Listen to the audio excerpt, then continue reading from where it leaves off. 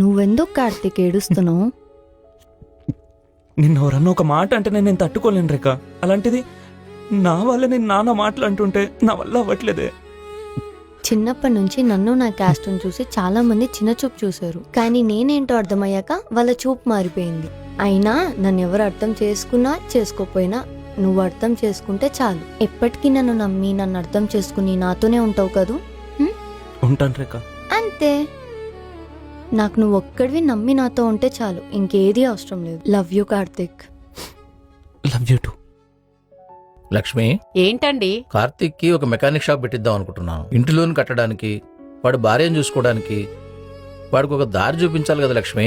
కరెక్టేనండి, షాప్ పెట్టాలంటే 5 నుండి 10 లక్షలు ఖర్చు అవుతుంది కదా. బట్టల బిజినెస్ సరిగ్గా నడవట్లేదే. ఆ షాప్ అమ్మేసి వాడికి ఒక దారి చూపిద్దాం. సరే అండి, మీ ఇష్టం. ఏమైందిరా, ఎందుకు వెళ్ళిపోయేవాళ్ళ ఫంక్షన్ నుండి? కలిసి తిన్నామని నేను, మమ్మీ, డాడీ, అంజలి కూడా వెయిట్ చేస్తుండే. కాల్స్ చేస్తే కూడా లిఫ్ట్ చేయలేదు.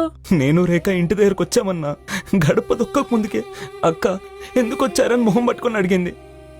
నువ్వు ఒక్కడివే రావాల్సింది కదా, తనని ఎందుకు తీసుకొచ్చావని తన ముందే అన్నది. మా అత్తమ్మ వాళ్ళు అడిగితే తన గురించి ఏం చెప్పాలి అని అన్నది.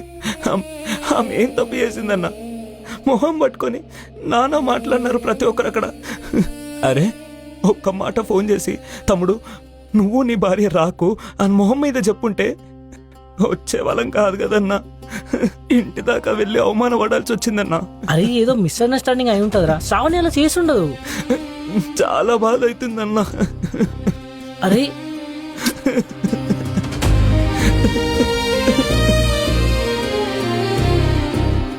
ఈ అన్న తమ్ముళ్ళ బాండ్ ఇంకా స్ట్రాంగ్ కాకముందే బ్రేక్ పెట్టాల్సిందే. ఏమైంది పిన్ని, డల్ గా కూర్చున్నావు? ఏం లేదు రిషి, కొంచెం తలనొప్పిగా ఉంది. శ్రావణతో వాళ్ళ ఇంటికి వచ్చి తినకుండా ఎందుకు వెళ్ళిపోయారు పిన్ని? నాకు తలనొప్పిగా ఉందని చెప్పి బాబాయ్ నన్ను హాస్పిటల్ తీసుకెళ్లాడు రిషి. మరి మమ్మీ ఎందుకు అలా చెప్పింది నాన్నమ్మకి? మమ్మీ ఏ కావాలని నేను రాకుండా చేసిందంట. అత్తమ్మ మమ్మీకి ముందే చెప్పిందంట. ఇంకో విషయం తెలుసా పిన్ని, నువ్వు ఒక వేస్ట్ ఫెలో అంట. రోజు ఇంట్లో నీ మొహం చూడలేకపోతుందంట మమ్మీ. ఎంత ఫాస్ట్ గా అయితే అంత ఫాస్ట్ గా నిన్ను ఇంట్లో నుంచి పంపించేద్దామని మాట్లాడుకుంటున్నారు. సరే బాయ్ పిన్ని. చిన్నపిల్లలు ఏ స్వార్థం లేకుండా ఉంటారు. వాళ్ళ తల్లి మాట్లాడింది తప్పని అర్థమయ్యి పిన్నికి విన్నది విన్నట్టు చెప్పేశాడు.